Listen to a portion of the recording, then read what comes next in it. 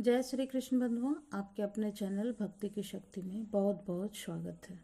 आज गुप्त नवरात्रा के महाअष्टमी है और महाअष्टमी महाविद्या बंगलामुखी और माँ गौरी की पूजा की जाएगी। महाविद्या बंगलामुखी को 8वीं महाविद्या कहा जाता है। इसे पीताम्बरी देवी के नाम से भी जानते हैं। माँ बंगलामुखी को पीला रंग बहुत प्रेम है और इनके भक्त द्वारा पीले वस्त्र अर्पित किए जाते हैं और पीले फूलों से माँ की श्रृंगार किया जाता है और माँ बंगलामुखी सोने के सिंहासन पर विराजमान रहती है। इनकी साधना करने से, पूजा अर्चना करने से भक्तों के सभी दुखों का नाश हो जाता है और जीवन में आने वाली सभी प्रकार की परेशानी भी दूर हो जाते हैं। अगर कोई भक्त सच्चे मन से महाविद्या बंगलामुखी की पूजा साधना करता है तो उसे वाक्य सिद्धि भी प्राप्त होती है।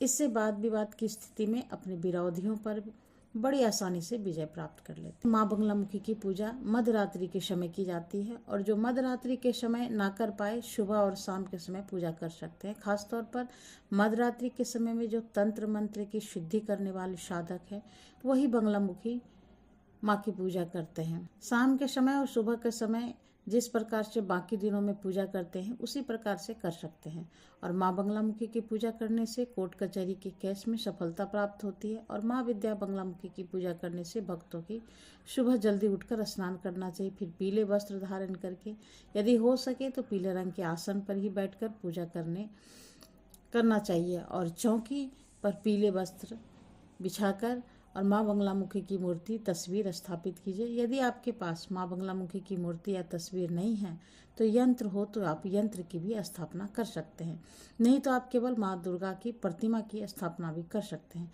कलश की स्थापना करके पूजा का संकल्प, व्रत का संकल्प लिया जा सकता है। फिर माँ को अक्षत, चंदन, रोली, बेलपत्र और मौसमी फल, खासतौर पर पीले फल जैसे केला, संतरा या फिर बेर आदि, सिंदूर, फूल, धूप, दीप, नैवेद्य आरती समर्पित करें। अब फिर माँ बंगलामुखी कवच का पाठ करके, व्रत की कथा पढ़कर और सुनकर, मंत्रों का जाप करके, सबसे अंत में आरती करके माँ की भोग लगाकर फिर क्षमा याचना करनी चाहिए। परिवार के सभी सदस्यों में माता रानी का प्रसाद बांटना चाहिए, लेकिन आपको ध्यान रखना है कि ये गुप्त नवरात्र है। आपकी की गई पूजा का आसपास के लोगों को पता न चले और न ही इस प्रसाद को आप बाहर किसी व्यक्ति को भी दें। जो भी हम गुप्त नवरात्र के दिन में भोग लगाते हैं वो घर परिवार के ही सदस्यों को देना चाहिए। पूजा करते समय आपको किसी और से बात नहीं करनी चाहिए, क्योंकि माँ बंगलामुखी अपने भक्तों की विशेष रूप से रक्षा करती है, उन्हें हर प्रकार के बुरे कर्मों से बचाती है, उन्हें सद्बुद्धि प्रदान करती है। इसलिए आज के दिन आप जो भी पूजा करते हैं, व्रत रखते हैं, उसी दिन आपको भूल से भी दूसरों के बारे में गलत नहीं सोचना चाहिए, बुरा नहीं करना चाहिए। इसलिए आज के दिन पीले रंग की वस्तुओं का, पीले मौसमी फलों का, पीले वस्त्र का आप गुप्त दान भी किसी कन्या को भी कर सकते हैं। मंदिर में आप दान कर सकते हैं, गुप्त रूप से आप दक्षिणा का दान कर सकते हैं और माँ बंगलामुखी को आप पीले रंग की चुंदरी अर्पित कर सकते हैं। ऐसा करने से भक्तों के जीवन में सुख, समृद्धि, शांति, सद्बुद्धि आती है। माँ की पूजा करने से आने वाली कोई भी बला है तो वह भी बड़ी आसानी से दूर हो जाती है। घर के परिवार के सदस्यों का स्वास्थ्य बेहतर रहता है और इनकी पूजा करने से यदि विश्वास के साथ पूजा की जाए तो सभी रुके हुए कार्य भी पूरे हो जाते हैं। अगर आप अपने जीवन में आगे बढ़ना चाहते हैं या आपके ऊपर कोई भी झूठा मुकदमा कर रखा है तो ऐसी स्थिति में आप नियम से दिन में जितनी बार हो सके माँ बंगलामुखी के ओम ऐं ह्रीं श्रीं बंगलामुखी दिव्या नमः इस मंत्र का पूर्व दिशा की ओर मुंह करके जाप करना चाहिए।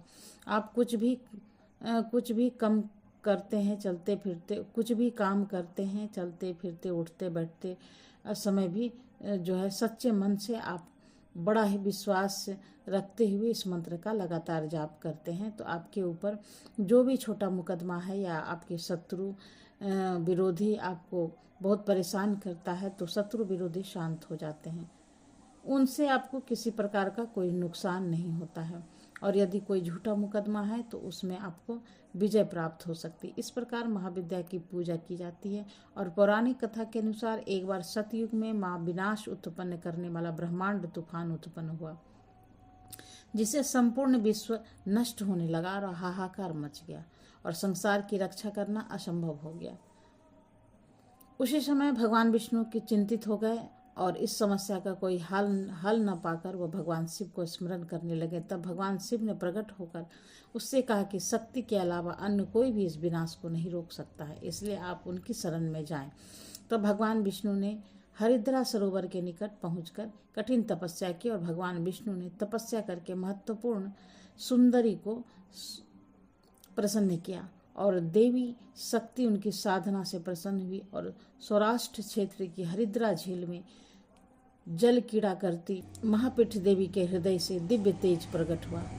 और उसी समय चतुर्दश की रात्रि को देवी बंगलामुखी के रूप में प्रकट हुई। त्रिलोक के महाविद्या भगवती बंगलामुखी ने फिर प्रसन्न होकर श्री विष्णु को वरदान दिया।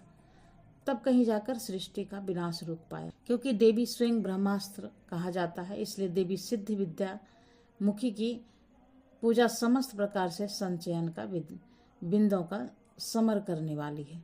तो उम्मीद है आज की जानकारी आपको पसंद आई है। तो फिर मिलते हैं नेक्स्ट वीडियो में नई जानकारी के साथ। तब तक के लिए नमस्कार। Thanks for watching.